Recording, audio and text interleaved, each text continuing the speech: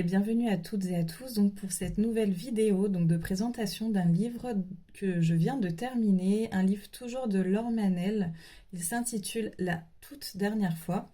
Donc pour le résumer, souvenez-vous de la dernière fois que vous avez vu votre meilleur ami, de la dernière fois que vous avez vu la mer, de la dernière fois que vous avez dit je t'aime, tout au long de ce recueil entre nostalgie heureuse, légèreté, gravité et mélancolie. Vous vous identifierez à ces tranches de vie, vous sourirez, l'émotion sera peut-être palpable, et vous penserez à toutes vos dernières fois vécues et à venir. Vous aurez alors sans doute une seule idée en tête, vivre à 100%. Donc, comme le précise le résumé, c'est un recueil. C'est pas du tout une histoire, on parle pas du tout de personnages.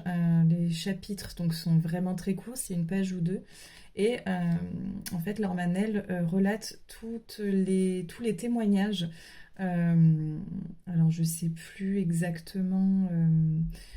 Là, on va lire un petit peu le préambule. Où elle précise justement qu'on pense souvent à la première fois qu'on a fait telle ou telle chose, mais elle a voulu écrire sur les dernières fois. Parce qu'il est souvent plus facile de s'en souvenir et parce que l'émotion plus récente est sans doute plus palpable. Donc, selon les textes, la dernière fois s'étend au sens de la plus récente, mais aussi la toute dernière fois de notre vie. Donc, nous avons tous nos premières fois, nos dernières fois et toutes celles entre les deux. Donc, elle a voulu écrire des petites tranches de vie anonymes dans lesquelles chacun pourra se reconnaître et éventuellement s'interroger entre nostalgie heureuse, légèreté, gravité et mélancolie. Donc, c'est des bribes de vie.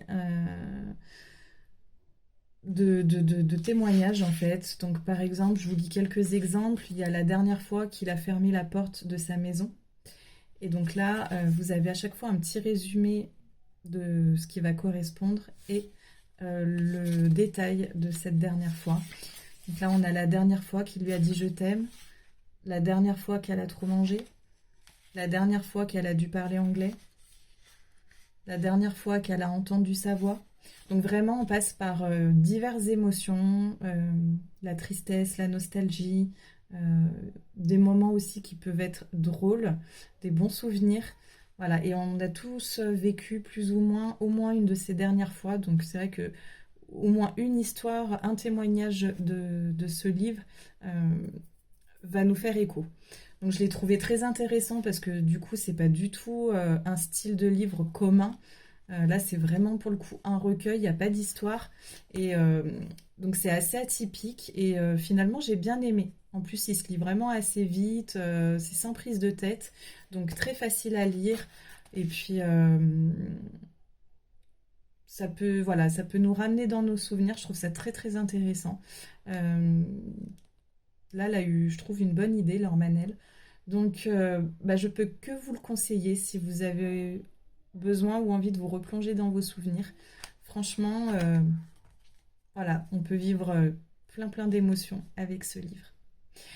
Là, je vais bientôt commencer donc un nouveau livre de Laure Manel.